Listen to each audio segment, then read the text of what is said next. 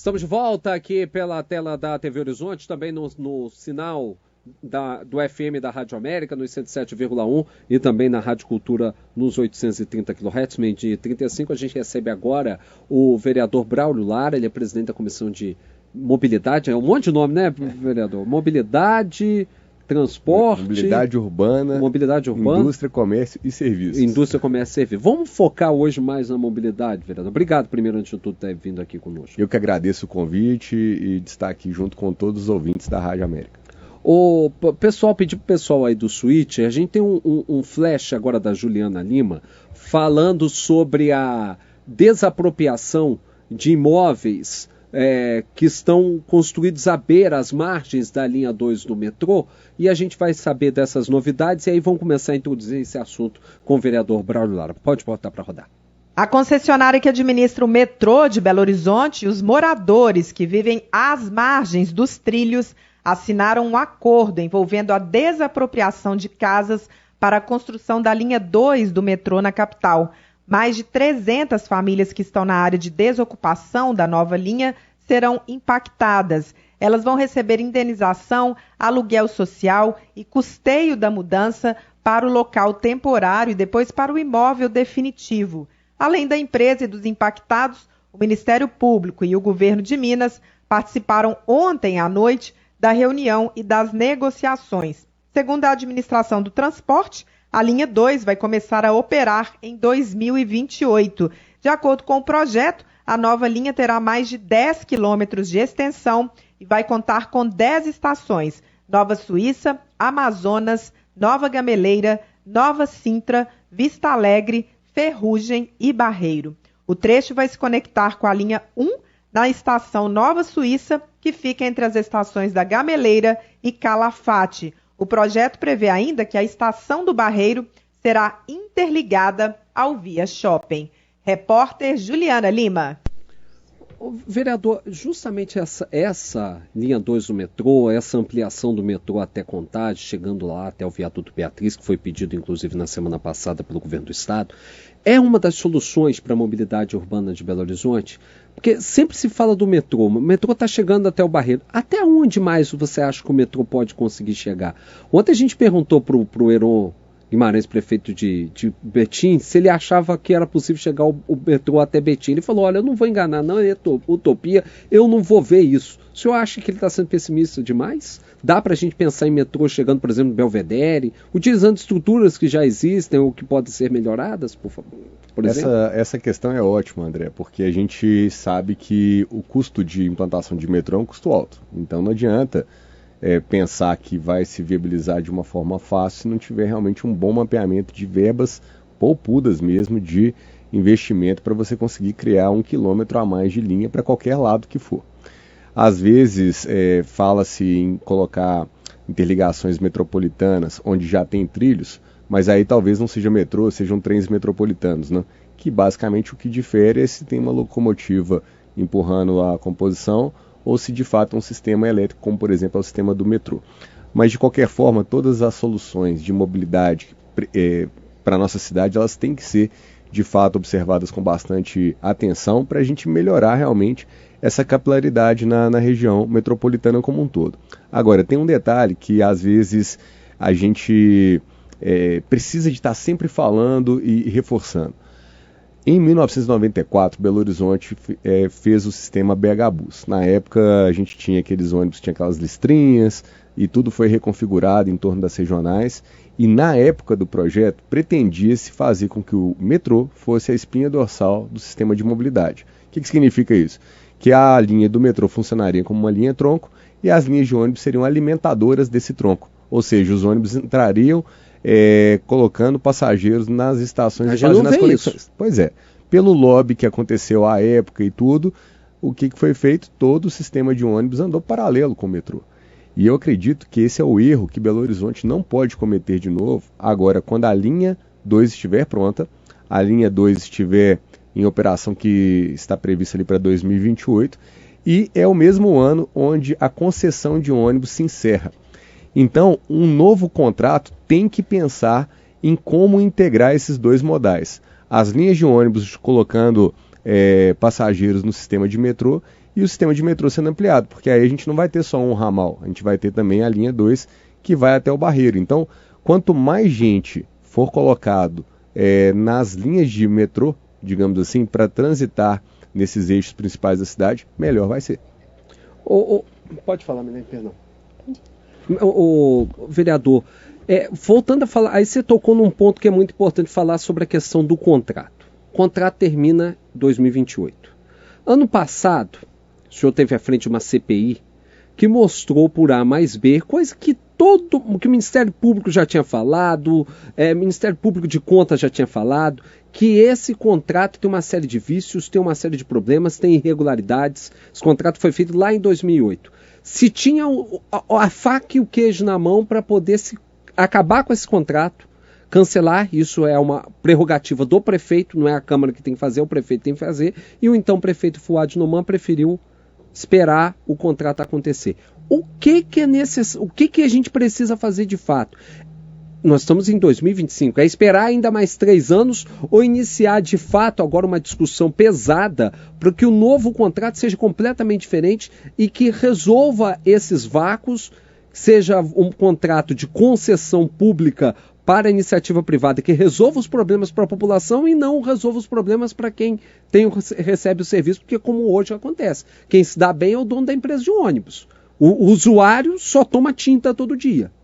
Então, veja que o contrato vigente até 2028, ele realmente é cheio de problemas, cheio de irregularidades que nós detectamos na época da CPI da Caixa Preta da BH Trans. Então nós apuramos as questões... CPI foi quase que rendeu a cabeça do Gabriel Azevedo como presidente da Câmara e o mandato dele. Cá entre nós, justiça seja feita, e foi por isso o processo de cassação, não foi por conta de outra coisa. Mas as duas CPIs, que ocorreram duas dentro da questão da mobilidade. A primeira foi a CPI da Caixa Preta da BH Trans. Na época, o próprio Alexandre Calil foi um dos indiciados também, né, entre um conjunto de situações que aconteceram no período investigado. Teve depois, mais tarde, a CPI dos ônibus sem qualidade, que também teve indiciamentos, mas a gente viu foi uma prefeitura inerte a isso. Quando o Ministério Público propôs uma ação para, de fato, cancelar o contrato, a prefeitura foi convidada a participar, mas ela não quis. Ela não quis entrar no polo ativo e defender uma ruptura do contrato. Ela preferiu, na verdade, se afastar deste problema. E então, por mais que seja ainda um processo que corre na justiça, a gente viu até então a gestão Calil e na sequência a gestão Fuad Noman não querer intervir diretamente no contrato. Nós, como cidadãos, sabemos que o tempo está acabando. E eu, particularmente como parlamentar, como vereador, minha maior preocupação é eles não só fazerem um Ctrl-C, Ctrl-V na licitação e repetir de novo os mesmos erros. Claro que corre. O lobby pode simplesmente fazer com que se continue tudo como está. Nós estamos trabalhando já com uma certa antecedência para trazer as discussões, colocar esses assuntos na mesa antes, para que a discussão fique madura, para na hora que chegar na hora que a licitação for publicada, todos os aspectos que envolvem de fato o sistema de mobilidade já estejam mais discutidos, mais maduros realmente para a tomada de decisão. Hoje nós temos uma comissão especial na Câmara, que é presidida pela minha colega vereadora Fernanda Pereira Altoé, que já tem como objetivo essa discussão do contrato, isso já está andando.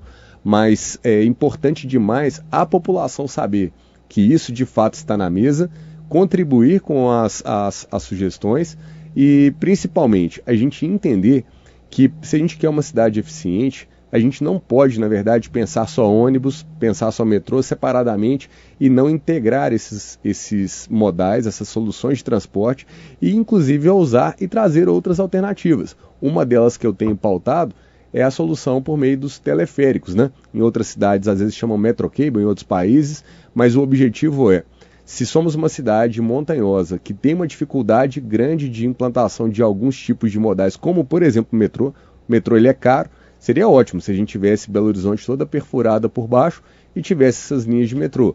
Mas isso ainda está longe se a gente não tiver realmente uma grande captação de recursos, de investimentos.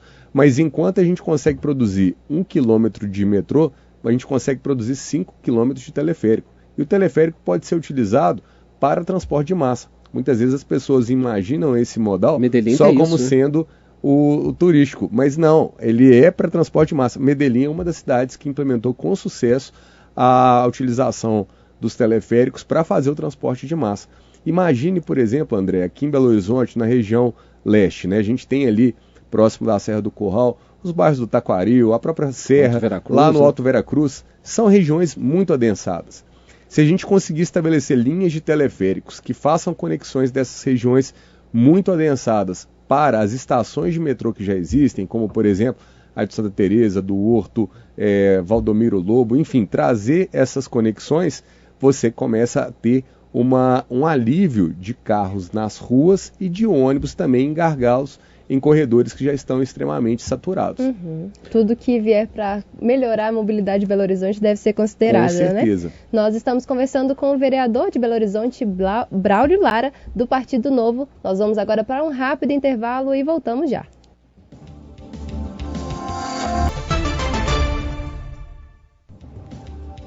Estamos de volta aqui pela tela da TV Horizonte, no som da América FM e também da Cultura AM com o nosso Rede Notícia. 12h e 49 minutos. Vou continuar o bate-papo com o vereador Braulio Lara, de Belo Horizonte, do Partido Novo, né, Milete? Isso mesmo, vereador. Na última segunda-feira nós apresentamos, aqui no Rede Notícia, o projeto Tarifa Zero, conversando com a vereadora Isa Lourença, que pretende, tornar gratuita as passagens de ônibus em Belo Horizonte. Eu queria saber o que o senhor acha desse projeto. É um projeto viável? É um projeto que está tramitando, ele está em discussão ainda. Eu vejo algumas dificuldades de se conseguir viabilizá-lo, mas como qualquer parlamentar pode colocar um assunto em pauta, é uma pauta que a gente vai evoluir e discutir. O maior problema do Tarifa Zero é que, de fato, quem vai pagar a conta precisa de estar mapeado. Então, a questão de ter uma gratuidade total para todo cidadão no transporte de ônibus carece uma segunda pergunta, né? Como nós vamos então pagar por isso?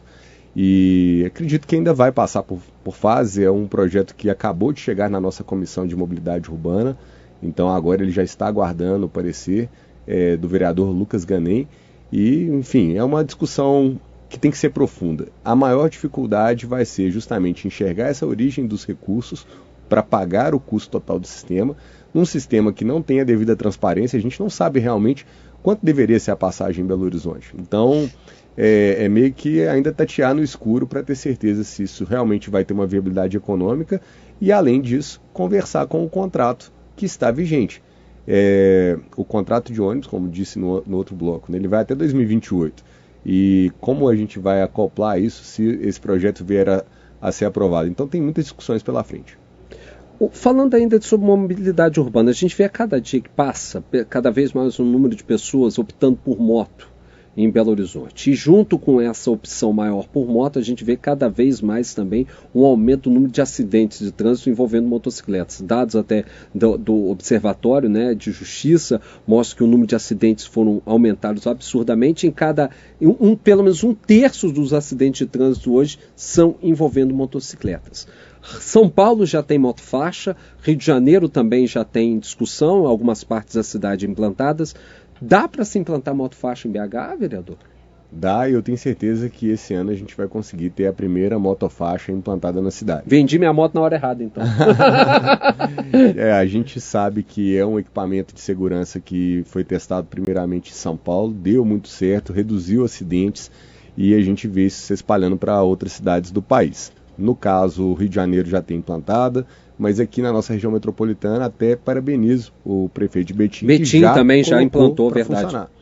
Então, Belo Horizonte não pode ficar para trás e eu tenho certeza aí que o prefeito Álvaro Damião, que apoia essa iniciativa, em breve a gente vai conseguir ter a motofaixa funcionando. E a ideia é começar em alguns corredores, Antônio Carlos, Cristiano Machado, como é que é? Já tem alguma coisa desenhada a respeito disso? Então, como vereador, eu destinei R$500 mil de emendas impositivas para viabilizar esse projeto e somado a R$400 mil que foram indicações, inclusive da CDL, que é uma entidade que apoia a motofaixa, tem um projeto sensacional que chama Ande Seguro, inclusive, e a CDL fez o apontamento dessa indicação na Comissão de Orçamentos. Então, se juntar essas verbas todas, dá quase R$1 milhão. Praticamente R$1 milhão. E são intervenções que não são tão caras. A gente está falando de pintura de pistas e sinalização. Então, o que nós aguardamos, até porque teve uma recente audiência pública com os representantes do Poder Público, da BH Trans, é que eles estão fazendo os estudos para apontar quais são os melhores locais para se implantar, visto que algumas das nossas avenidas maiores não conseguem ter a implantação em todo sua extensão. Se a gente tiver alguns trechos específicos, se a gente conseguir colocar, por exemplo, que as motofaixas fiquem conectadas com aqueles motobox, né, que é aquela faixa ali de acumulação de motos na frente dos sinais, já vai ser um grande passo para Belo Horizonte. Eu estou esperando ansiosamente que a gente veja a primeira motofaixa implantada em BH. Motobox, aliás, que não é respeitado por pouquíssimos motoristas. O que tem de motorista que invade o motobox é uma festa, infelizmente. Mas a gente vê muito motobox também apagado. Então, assim, a cidade precisa de manutenção. Sim. Belo Horizonte precisa de melhorar o seu zelo, o seu cuidado, a sua limpeza, a sua revitalização de todos os equipamentos públicos, porque, afinal de contas, é para isso que serve, né? E a Prefeitura, eu tenho certeza que nessa gestão deve conseguir avançar bem nesse quesito. Vereador, a regulamentação de quem trabalha com moto por aplicativo também preocupa. Quais foram as últimas decisões e o que pode ser feito ainda? Então, nós também temos um projeto dentro da Câmara que fala dos motoristas de moto por aplicativo, né? E entre esses ajustes, a gente já recebeu isso em nossa comissão, isso já está avançando, em breve vai ser votado no plenário, mas a gente trouxe inclusive reivindicações dos moto-ubers, dos mototáxis, que reclamavam de uma série de questões, mas uma delas, por exemplo, é da gente ter idade mínima para a pessoa estar prestando serviço por aplicativo, que elas não tenham os banimentos injustificados das plataformas e, de um modo geral, a gente tenha mais segurança no trânsito. Ô vereador, pode ter 2 minutinhos para a gente terminar, eu quero fazer uma provocação. O governador do estado, Romeu Zema, que é do mesmo partido que o senhor, criou uma agência reguladora para transportes em Minas Gerais, que uma das atividades dela é gerir as praças de pedágio e as concessões estaduais para iniciativa privada de pedágio de rodovias pedagiadas no estado. Existe um projeto, existe uma ideia de se privatizar parte das estradas do vetor norte ali para seguir, né, a 424, MG10 e por aí vai. O senhor é favorável a esse projeto? Porque teve até projeto aí que foi considerado como constitucional para proibir colocação de praça de pedágio em Belo Horizonte. O senhor acha que é a saída pedagiar essas estradas? E como é que fica onerar as pessoas que passam diariamente, tem que passar por ali? A gente está falando realmente de uma melhoria de infraestrutura que o mineiro precisa. Nós sabemos que precisa de melhorar a estrada, tem que melhorar essas conexões dessas cidades. Lagoa Santa, por exemplo, conversa com um morador de Lagoa Santa que fica todos os fins de semana e alguns dias da semana travado no trânsito ali, porque a gente tem um fluxo da Serra do Cipó que todo passa ali por dentro. Então, quando se fala em trazer uma solução, como por exemplo o contorno de Lagoa Santa, a questão das outras cidades também, né, Prudente Moraes, quem vivencia isso sabe, é um investimento que é necessário e as pessoas apoiam. Agora vem o outro lado da moeda, né? De onde vai tirar o dinheiro para pagar esse tipo de investimento. Minas Gerais ficou muitos anos sem investimento de infraestrutura, sem dinheiro, e a gente sabe que a gente tem um Estado que está com a corda no pescoço, com um mega endividamento perante o governo federal, que por sua vez também não está interessado em aliviar, ele quer receber. E o jeito de receber, inclusive, é o Propag, que é aquele refinanciamento da dívida. Então, considerando que tem tudo isso dentro do tabuleiro, né? O único jeito de você resolver infraestrutura viária agora é com concessão. E concessão tem que ter praça de pedágio, tem que ter pedágio. Então eu vejo que a discussão ela é importante, obviamente. O governo do estado já apresentou alternativas para diminuir essa carga nos usuários que são mais frequentes, mas eu não vejo como uma alternativa que tenha que ser descartada, não. Muito pelo contrário, a gente tem que fazer um esforço para que viabilize, porque Minas Gerais ficou muito tempo atrasada nesses investimentos e com certeza isso é solução para salvar vidas, porque essas estradas são estradas perigosas e que também têm grandes índices de acidentes. A gente tem que melhorar. Quero agradecer ao vereador Braulio Lara, do Novo, que participou com a gente aqui no nosso Rede Notícia desta quinta-feira, 15 de maio, 12h58. A gente vai ficando por aqui, né, Milene? A gente vai embora, voltamos amanhã. E agora você fica com Bola na Rede, com Júnior Brasil, acompanhando as notícias do mundo do futebol. Tchauzinho, até amanhã. Amanhã a gente volta ao meio-dia. Um abraço. Rede Notícia.